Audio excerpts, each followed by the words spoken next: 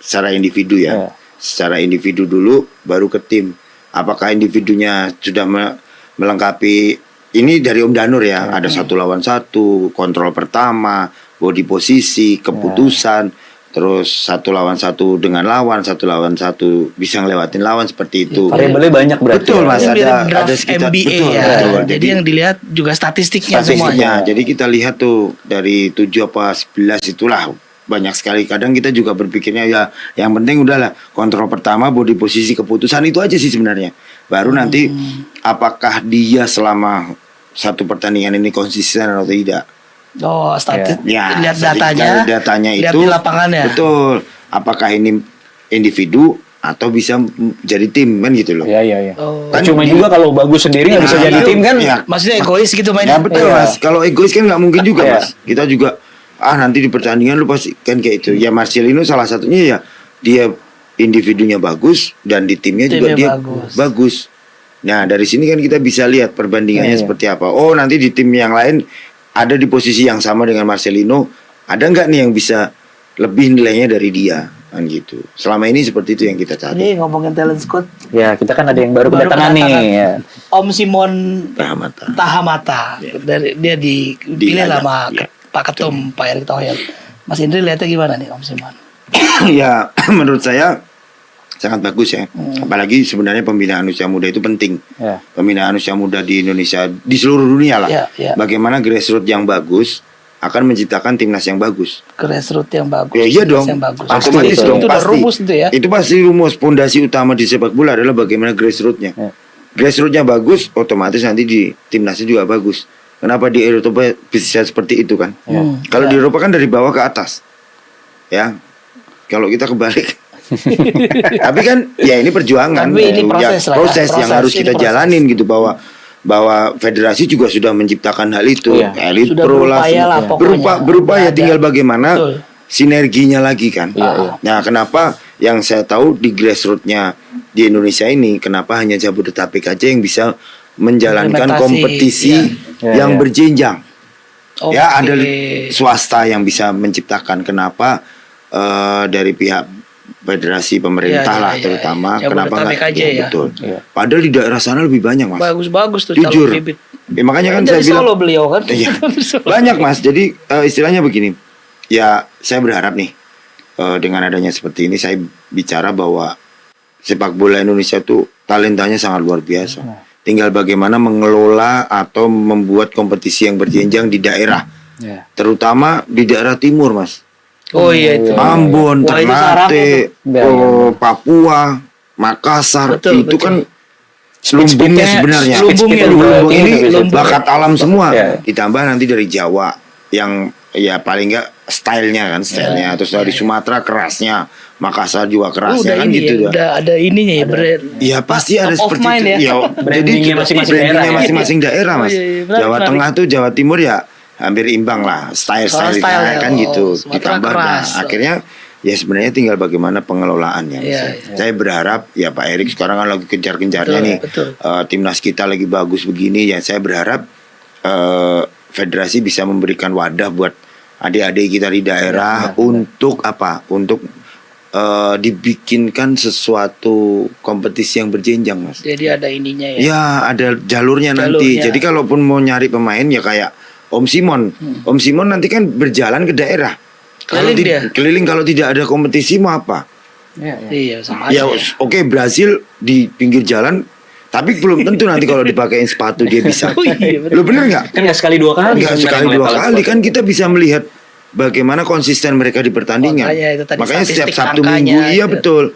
Sabtu mereka main, Minggu mereka istirahat. Nah ini latihan. Untuk jadi Sabtu lagi mereka bermain. Konsisten nggak nih? Kita sebagai talent scout kan tahu. Oh ya ini kemarin. Talent scout lihat attitude pemain nggak sih? Pasti Mas. Sekarang kan itu. Gimana ngamatinnya Mas? Ya attitude ya. Dari di luar lapangan di luar lapangan pun juga kita bisa. Detektif yang info. Pasti bisa Mas. Ya sekarang banyak kok pemain yang belum apa-apa maaf kaos kaki yang sambungan itu kan. Ya kita ajarkan ke mereka sebenarnya. Tapi ya mau gimana kita juga. Kalau mau sambungan yang sama warnanya, kita kan ajarkan itu juga Mas. Jangan sambungan tuh gimana sih? Jadi kaos dalamnya putih pendek, ditambah ada kaos panjang. Sekarang kan banyak Mas. Kayak dipotong-potong dulu. Iya, Maksudnya buat gaya atau Ya nggak tahu lah. Cuman kan saya bilang, Tren kali. kamu mau apa? Karena di luar pun kayak Sir Alex Ferguson kan waktu itu nggak ada yang berani tuh Iya. pemain-pemainnya buat Motong kaos warna, kaki, ya. nggak. Karena kan kita Nggak juga berani melihat nakal ya. anak-anak ini masih belajar. Iya. Kayak saya bilang ke mereka kok, kamu masih belajar. Iya, iya. Yang bener dulu. Kamu nendang aja masih belum bisa. Saya jujur apa adanya, Mas. Karena ya kalau nggak diajarkan seperti itu, mereka akan seenaknya. Nggak usah aneh-aneh dulu Attitude deh. sama disiplin Attitude juga. ya. Kan makanya saya bilang ada 4 aspek tadi kan, teknik, taktik, fisik, mental. Teknik, Nah, fisik. Terus mental. yang pertama ini adalah attitude, Ya. disiplinnya dia atau disiplin attitude juga sama aja itu. Kalau lu nggak disiplin, attitude lu jelek, lalu nggak bakal. Banyak kok pemain-pemain kita yang maaf ya, Iya. secara teknik skill Bagus, oke, top lah. tapi attitude-nya jelek banyak. Dan nggak akan long last tuh yang kayak gitu Betul. biasanya. Hilang Jadi aja gitu. hilang aja. Ayo. Ya saya nggak mau menyebutkan nama, tapi banyak lah Mas Ada sama Mas Is juga tahu lah sebenarnya banyak pemain potensi kita hilang hanya karena maaf attitude-nya kurang bagus, terus Iya. ya tidak menghargai atau tidak respect juga Iya, ke Pelatih, lawan, ke lawan, pelatih ya. seperti itu. Jadi kita bener-bener yang sekarang mulai Mas. Makanya kan saya bilang ya saya berharap Pak Erick Thohir bisa memberikan jam bermain juga lebih banyak untuk di daerah, Menit terutama bermain. kan juga ada Asprof, Askot, Askap bisa mencetak pemain-pemain Bibit-bibit ya. bibit-bibit baru di daerah. Saya juga orang daerah gitu, makanya kenapa orang daerah sekarang ketutup gitu. Karena ya itu tadi tidak ada kompetisi berjenjang, tidak ada kompetisi yang berkelanjutan di usia 13, 14, 15. Oh, Padahal ini 13 masa-masa ke atas ya. krusialnya Iya. anak-anak Lagi kan ganas-ganasnya, Iya, kan? apalagi kalau mereka sudah SMP mau ke SMA.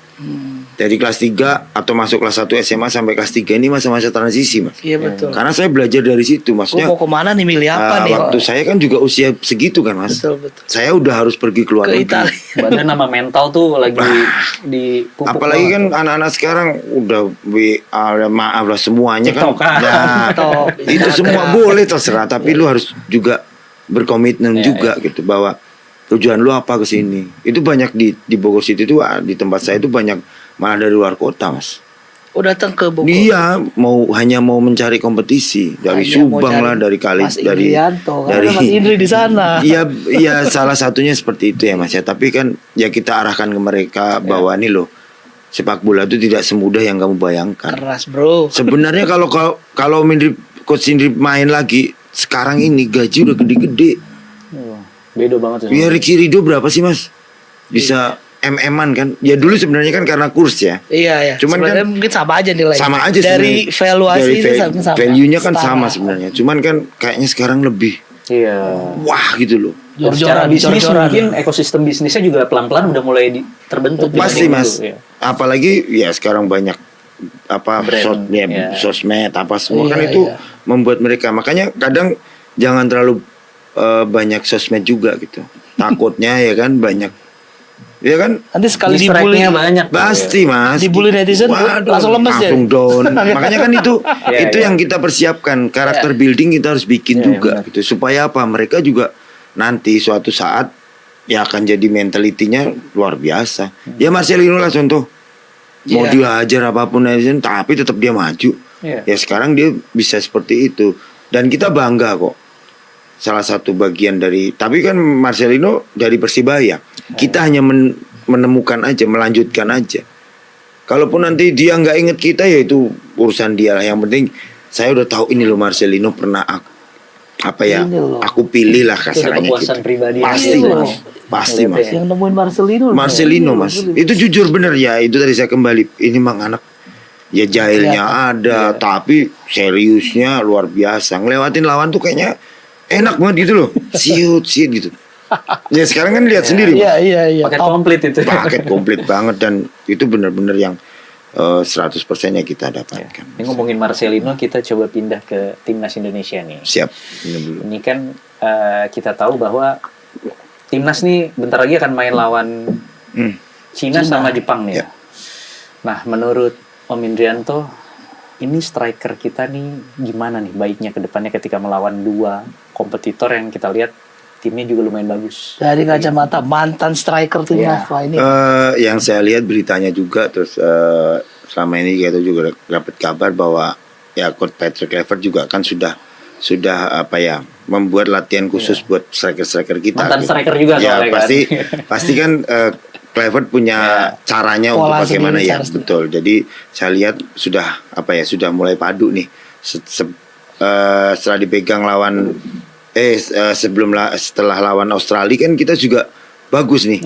Marcelino bisa muncul, terus ada Ole, terus ada si Eliano, itu kan berarti kan sudah latihan. Nah kemarin jeda waktu yang ada ini kan cukup panjang. Kemarin di Bali 7 hari. 7 hari itu kan sangat waktu itu lumayan ya, lumayan dibanding sebelum lawan Bahrain dan lawan Australia kan mepet banget. Dan ini kesempatan ternyata ya saya lihat juga sudah mulai ada chemistry lebih ngeblend ya, lebih klop ya. Walaupun kan nanti mungkin Marcelino nggak main nih karena ada akumulasi pas lawan Cina ya. Tapi kan masih banyak pemain yang lain, Mas. Kayak Orce Kambua ya masih bisa di situ. Ya siapapun lah nanti. Keluar banget lagi tuh kemarin pas lawan Bahrain gila itu. Wah, Ori Kambuaya bisa satu kaget tuh kita juga. Reflection gini pakai kaki dalam trivelanya tak. Eliano belum nggak siap kan gitu. Berarti kan sudah ada sebenarnya gitu bahwa Patrick Kluivert sudah membuat situasi juga lebih enak nih sekarang.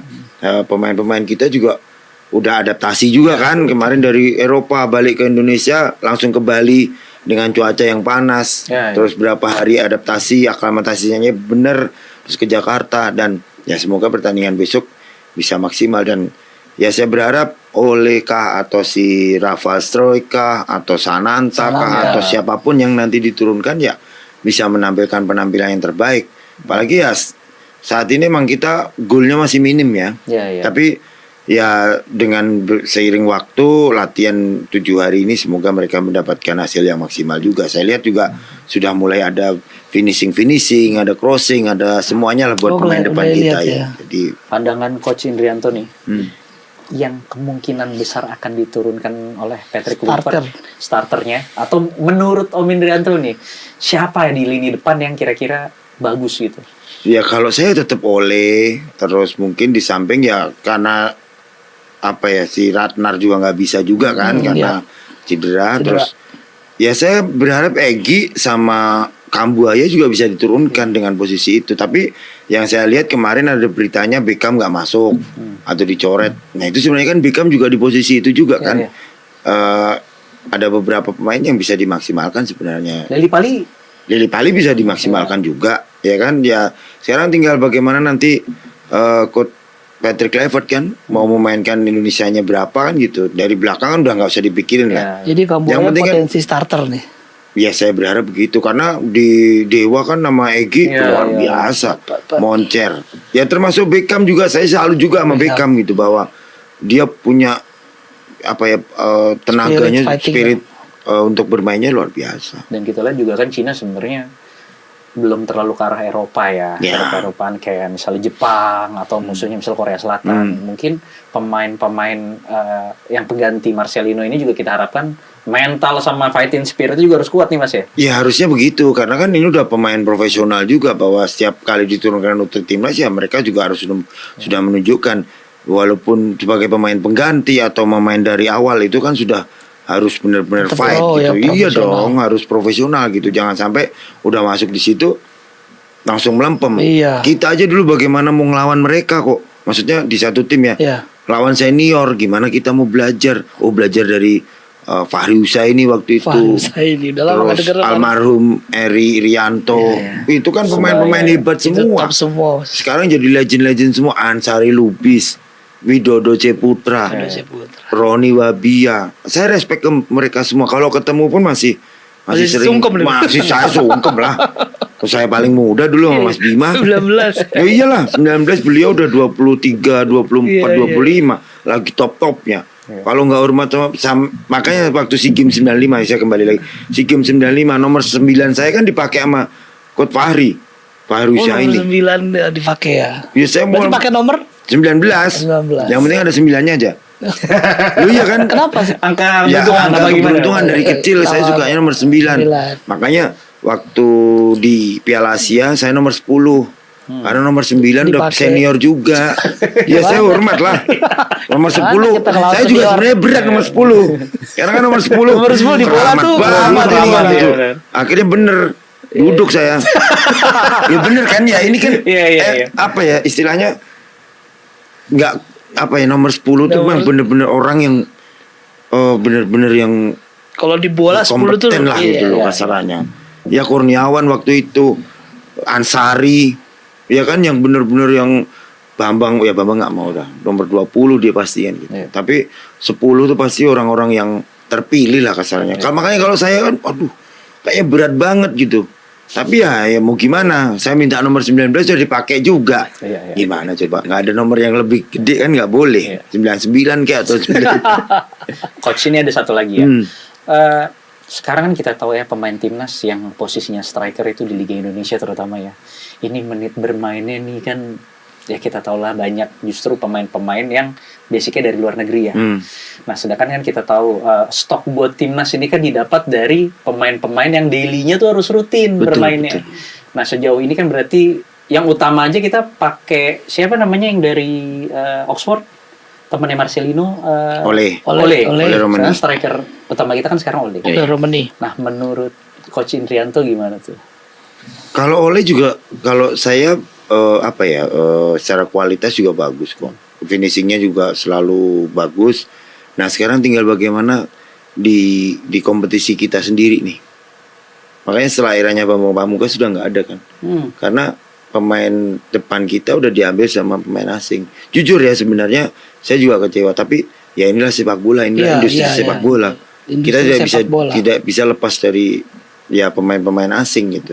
Ya saya berharap ya di Elite Pro terutama dibikin yang sebagus mungkin untuk bisa pembinaan ya, betul, pembinaannya juga harus berjalan dengan baik. Siapkan pelatih-pelatih yang hebat. Makanya kan istilahnya good player, good coaches kan.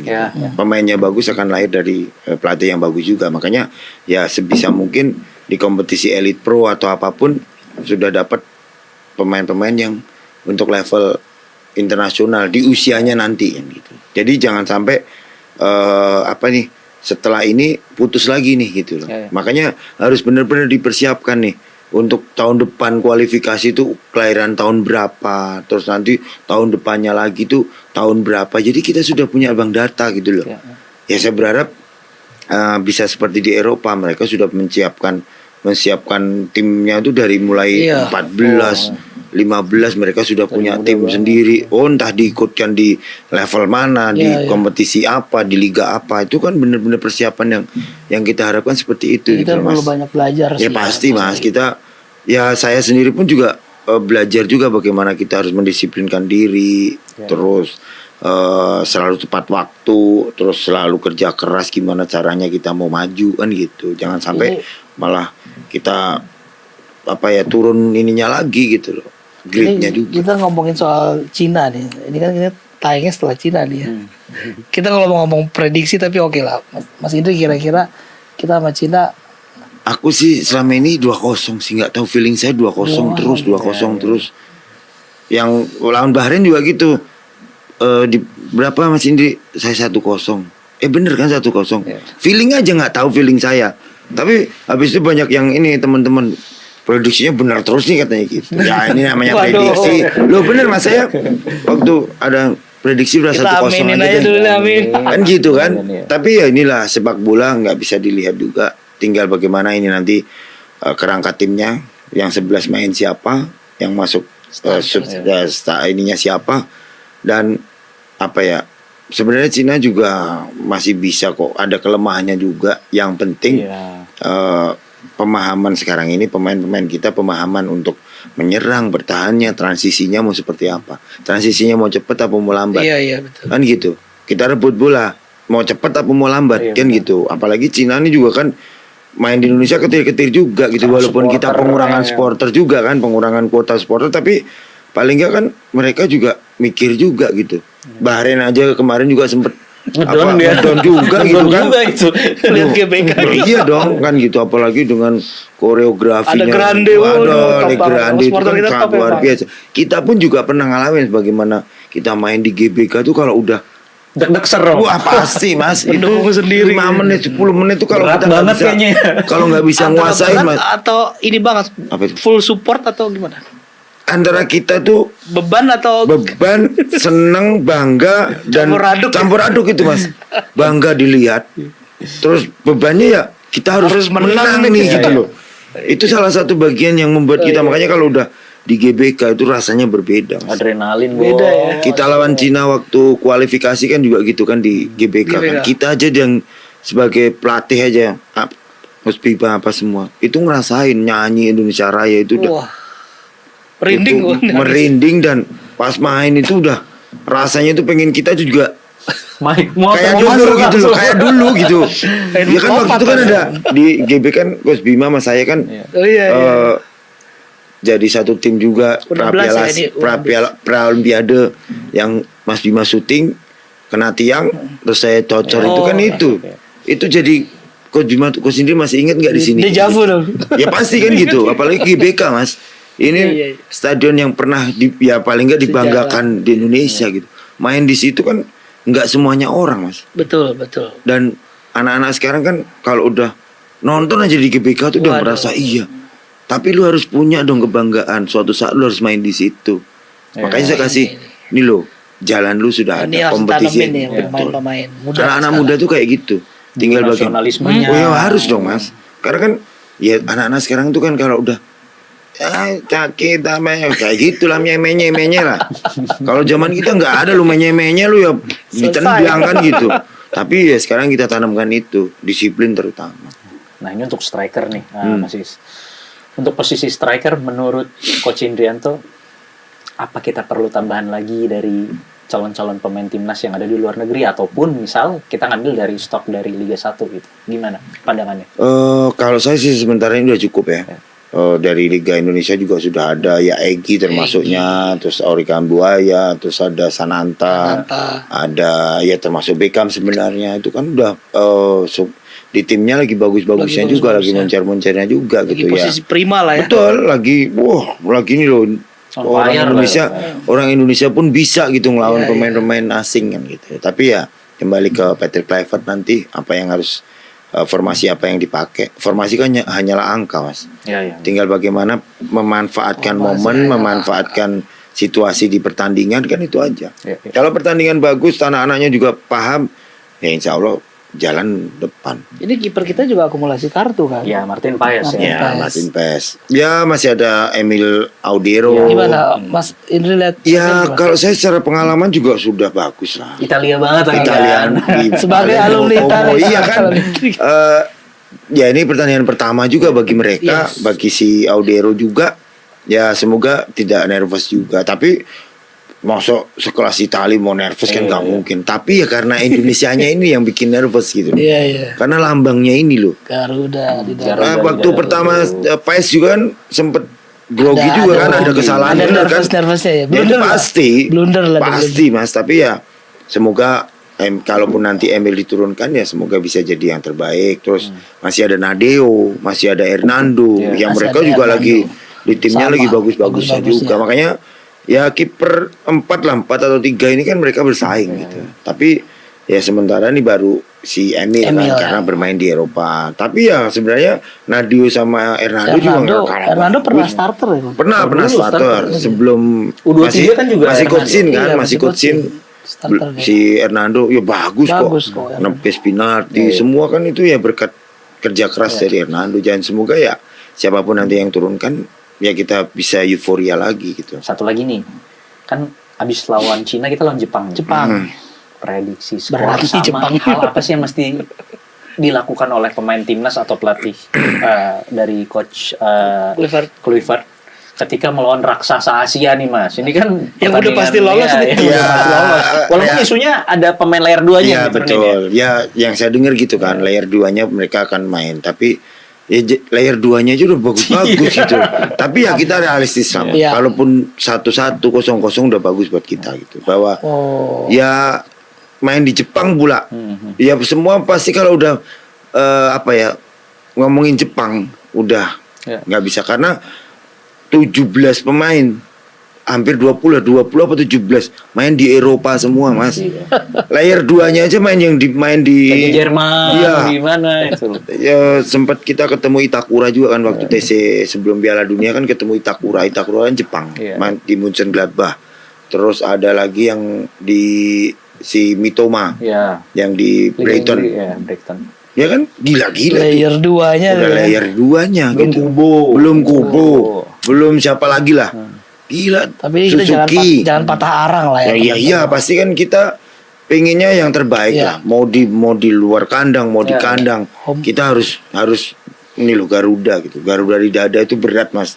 Lo bener kan? Berat ya. Kita pernah ngalamin Garuda di dada itu berat. Apalagi kalau main di Eropa, main di Asia, ASEAN itu berat banget gitu. Bawain itu berat. Tapi ya tinggal bagaimana nanti memanfaatkan momen ya. Pasti Cina ada kelemahannya.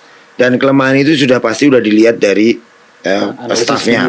Terus nanti Jepang juga pasti sudah dilihat dari. Jepang pasti ada kelemahannya juga. Ada pasti, dan itu bisa di Alex Pastor dan staffnya itu udah tahu lah apa yang harus dilakukan nanti. Patrick Kluivert tinggal menjalankan aja. Nih lo, nanti lu pakai ini informasinya ini kayak gitu kan udah. Makanya kan kita belajar dari situ juga. Oh bisa lawan Jepang nih harus begini, lawan China nanti lawan Tiongkok itu seperti ini. Kira-kira kita bisa nggak draw sama Jepang? Realistis sih sebenarnya bisa, Mas. Ya tinggal bagaimana itu tadi. Apakah kita mau pakai 5 di belakang? Ya kan? Parkir bis kalian ya. Kalau parkir bis kalau menurut saya malah capek, Mas. Karena kita diserang terus. Bisa. Lebih baik ya itu tadi kita tetap bertahan tapi sekali-kali harus nyerang counter attack dong gitu. Apa yang dilakukan lawan Bahrain kan gitu. Sebenarnya berapa momen tuh? Yang Marcelino. Iya. Ya kan counter itu dapat bola kasih depan tas hilang. Gol ke atas. Kan gitu. Iya. Sebenarnya kan pemain kita bisa, Mas. Padahal posisi nimbol di kita lebih dominan gitu. Makanya jangan sampai yang sudah ada ini. Iya. Kadang ya kembali ke netizen sih. Netizen juga kan gitu. Netizen yang maha benar. Iya kan semuanya kembali ke netizen. Kita nggak bisa apa-apa kalau netizennya lu lah jelek gitu kan. Ya bisa aja kita. Makanya main HP dikurangi tuh. Iya makanya saya berharap overthinking nanti itu. Ya betul, Mas. Jadi ya pertandingan besok menurut saya final juga. Ya mau liga round 4 atau apa sebenarnya kan tinggal masalah mentalitinya aja. Boleh nih terakhir lah, udah disuruh selesai nih. Mas terakhir. Kira-kira ini mungkin dari tadi udah banyak tersirat ya buat pesan buat orang teman-teman timnas yang muda. Ini buat kaderisasi pembinaan.